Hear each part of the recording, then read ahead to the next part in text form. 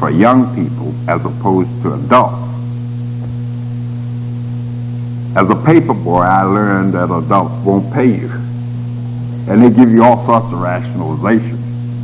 But my folks would never permit me to say that they were cheats and thieves and all those good words that I'd learned out in the street, because they were adults. When I got to high school, my architecture teacher, George Ferguson, trying to prepare me, gave me a contract.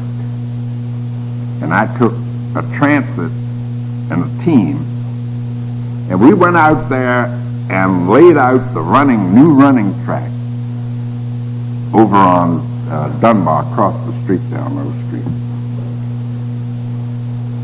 And the janitors had wheelbarrows full of cinders, and they came in, but I was in charge. And they drove the stakes where I told them to drive. And I checked the curve. And they argued with me. I'm a student, but that didn't matter. I was so pleased to be in charge, but I was also determined that nobody would find anything wrong. And I later learned that Ralph Vaughan and George Ferguson would stand in the window upstairs watching me and laugh as I ordered these adults. This is the first time that I had a chance to tell adults what to do. Now, I couldn't tell them in the language that I knew that they didn't know I knew, but it was decisive, and they responded.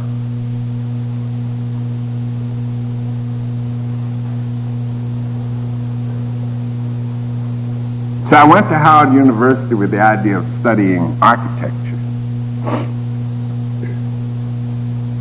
and discovered that the kinds of projects that one entered into in architecture would not permit you to work. And I couldn't go to school if I couldn't work. I had gotten used to having some money of my own without asking for it.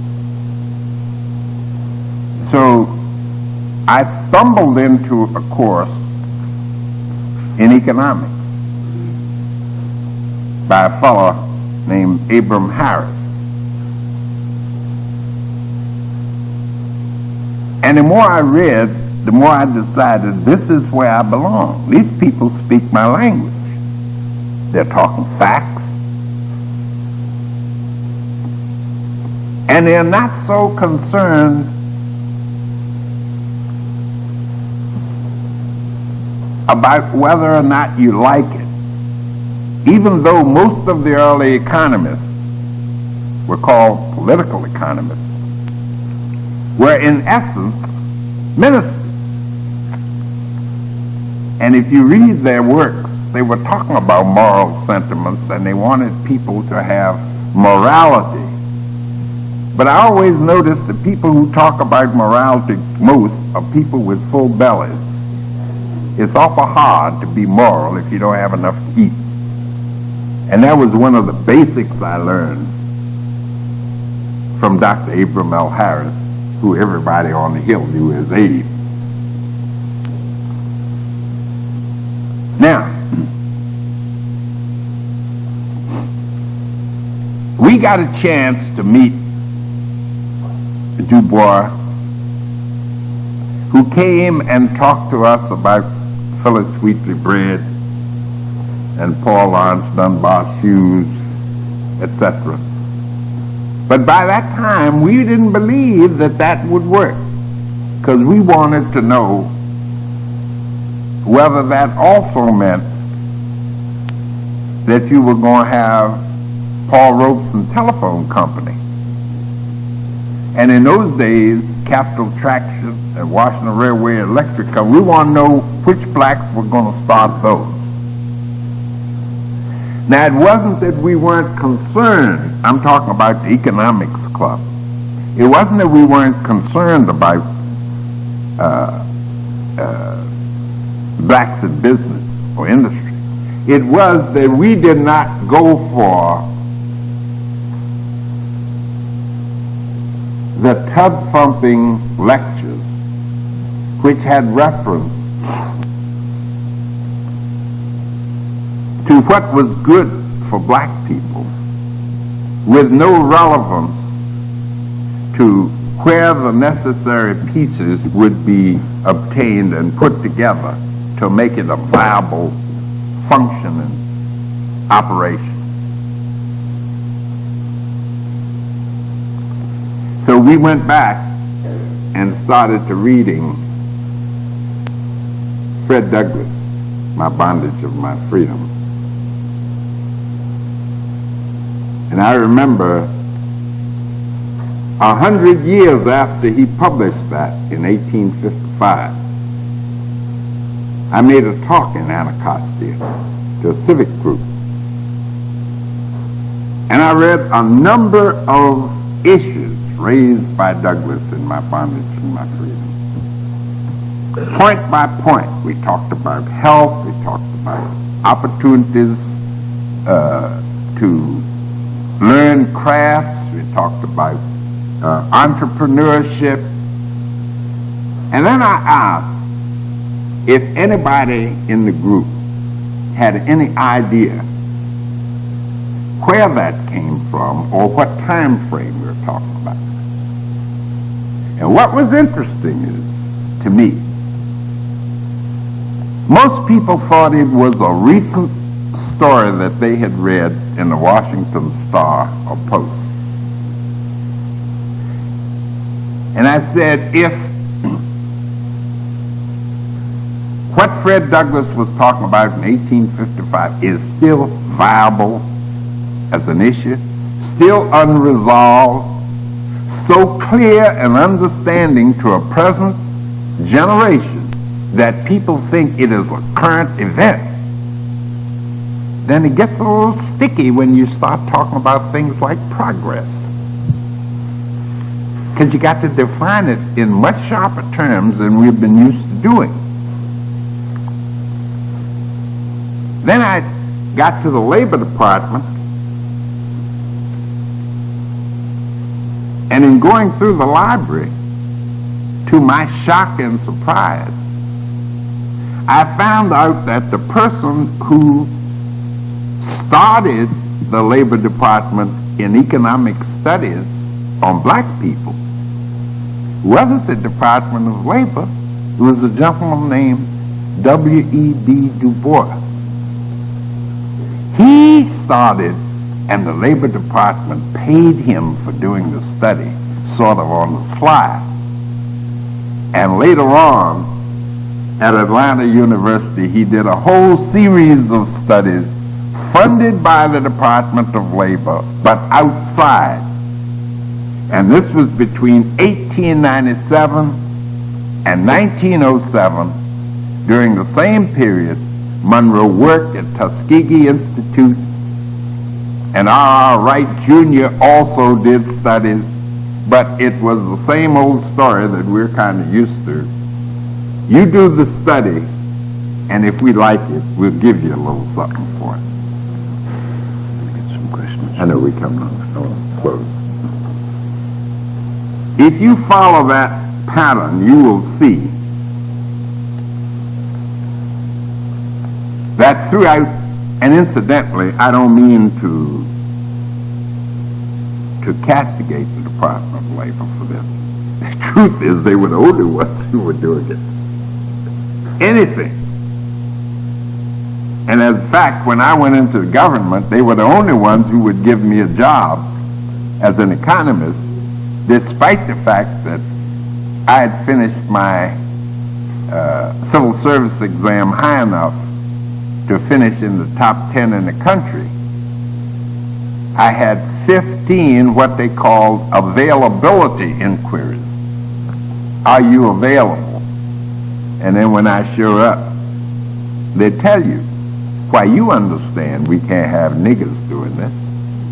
And I mean, they use those words to your face, and you're supposed to understand his problem.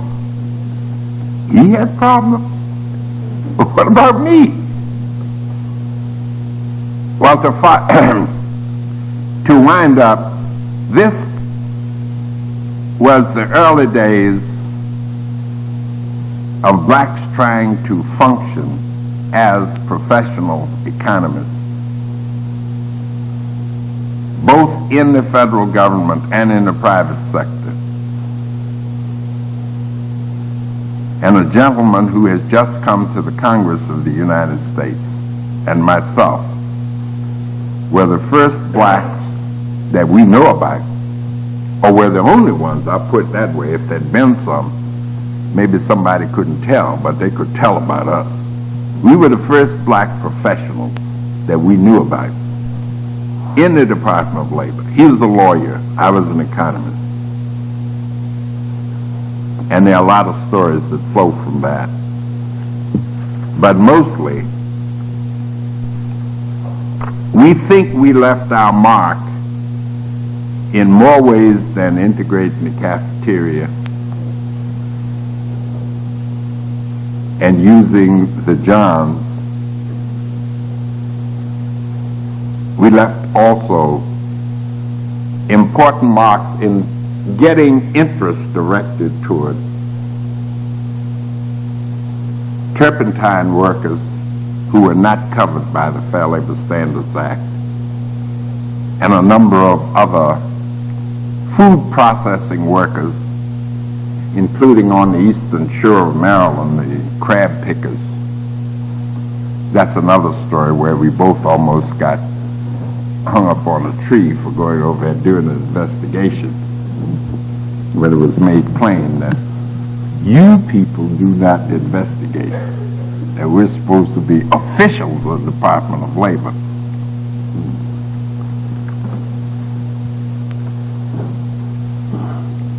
I would say one concluding point.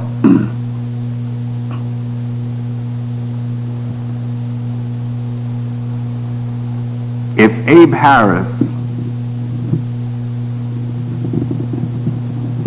aside from his writings, did nothing else,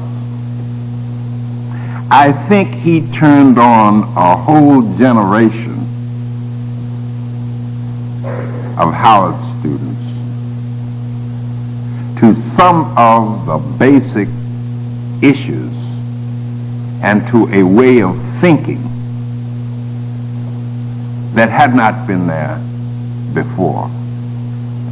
So that people like Bob Martin and Vincent Browne and the other panelists who were supposed to be Herbert Reid, all of these people went in different directions: political science, law, Frank Reeves, Jimmy Washington, that Sterling talked about yesterday. But they also, Kenneth Clark, they also got in and got a bit of Abe's sermon.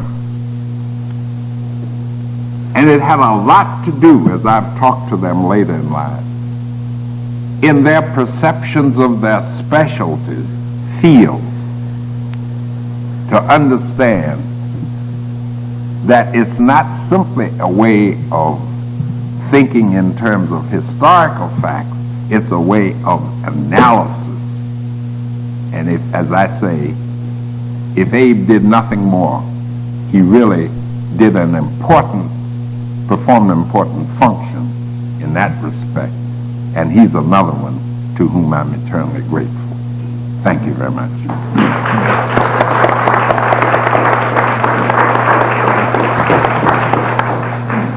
I'm sure you want me to thank the panelists for the kind of stimulating materials they've brought us. The time has run out on us.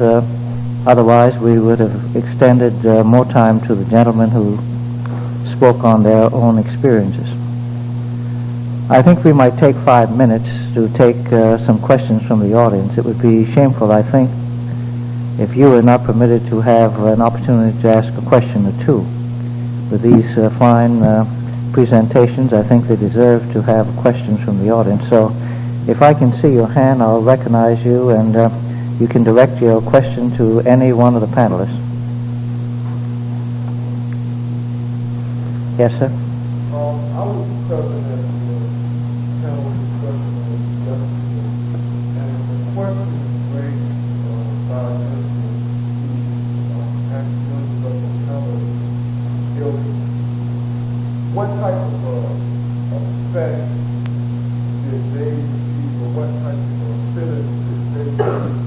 outside of the community which they live. Now, the panelists, a number of them stated that it seemed as if they had lived almost a flawless life, had not been subjugated to racial discrimination. And I don't know what,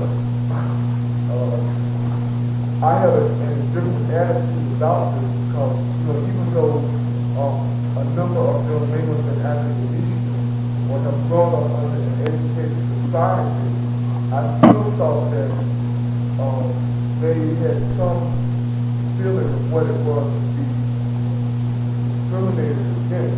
But I'd like to direct my question to any of you. Did you see, like outside of Washington, was there any racial discrimination? I mean, did you have white people calling you nigger, like so many of us have today?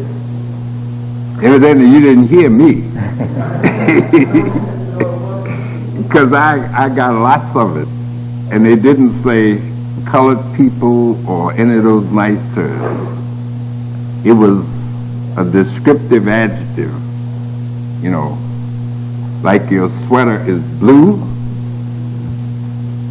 and to your face, and not in anger. In reviewing this, I was always amazed at the difference in perceptions, how I thought of me